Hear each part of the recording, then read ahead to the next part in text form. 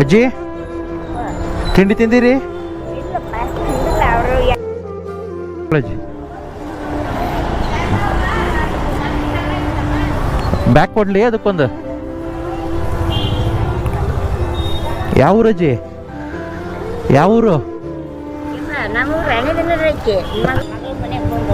ಹಾಂ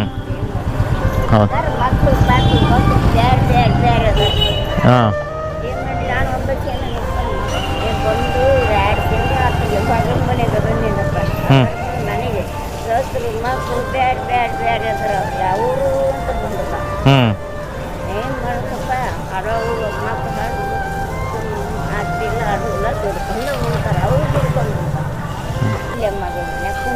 ಸರಿ, ಬಿಸಿ ಇದೆ ತಿಂಡಿ ತಿನ್ಕೊಳ್ರಿ ಅದು.